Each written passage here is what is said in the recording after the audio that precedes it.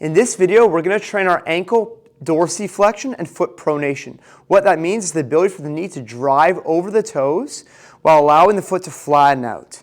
Many people have been indoctrinated to believe that foot flattening is bad, but the foot is supposed to change shapes during the gait cycle to absorb impact. So we're going to work on that here. At the bare minimum, I'm going to ask you to have a sock underneath your arch, and I'm going to discuss the use of wedges and maybe even putting your toes dangling over the edge of the book. Now, I always check a knee to wall test with most of my clients that have any lower body issues, and what I'll see is just how well can they bring their knee towards the wall without their heel coming off. So the key thing here is that we maintain a heavy heel. But oftentimes what people will want to do is they'll squat down to try and do that. And that's not what we're after. What we're looking to do is bring our entire body over as a unit rather than squatting and having the ribs behind or the head going forward. So let me demonstrate. I'm going to just place my sock under the inner edge of my arch. Okay? And I'm going to place my hands on the wall and I'm going to soften my knee. Now the key thing here is that I feel a heavy heel and the outside of the foot remains in contact with the floor. So I'm just going to start by letting my knee go forward, but wherever my knee goes, my chest also comes. So I'm going to bring my knee forward with a heavy heel, but my chest comes as well, and my nose, like I'm just basically going to kiss the wall. Now again, notice how I'm not just doing my head, but I'm not here. It's like I'm taking my hip and I'm bringing it forward so that my heel stays heavy, and I'm almost doing like a press up on the wall. Now, as I do this, I need to make sure my heel stays heavy, so what's going to happen is that the middle of the foot will descend or flatten out to the arch.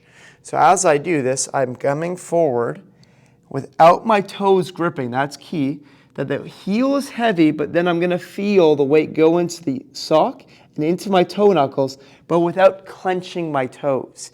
If I clench my toes, what happens is I'm actually lifting up my arch, but the goal is actually to let it flatten, which is defeating the purpose. The toes act as a brake, and many people are clenching their toes because they don't know how to access foot pronation, this flattening effect.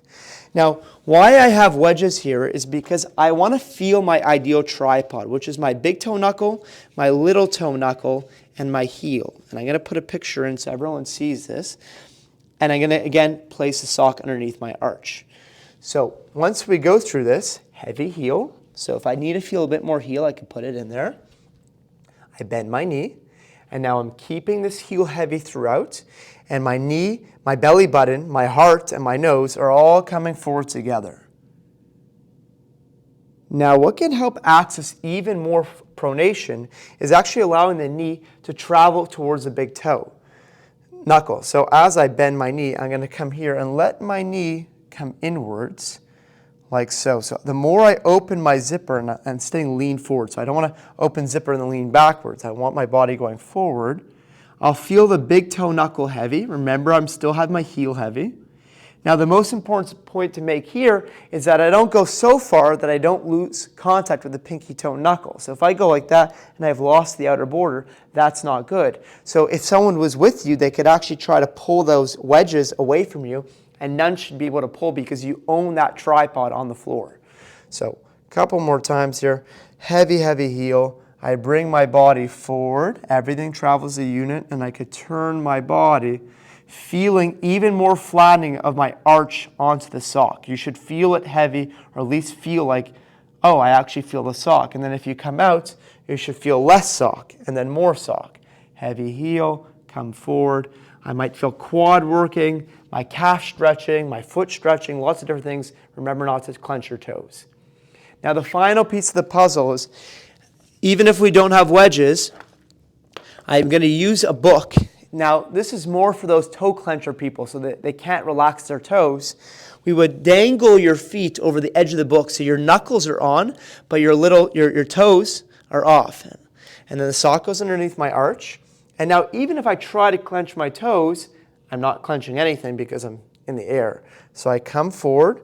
So I could start with my weight here. I bend my knee. And remember how everything comes forward. So I'm bringing my chest forward, my nose forward, my hip forward. And then I could even, add the rotation. But I could feel that my pinky toe knuckle is on. I feel my quad working. I could even feel a little bit of my bum as I turn more. but this helps me ensure that my toes aren't clenching. So after you've done this for a bunch of repetitions, go for a walk, see how it feels.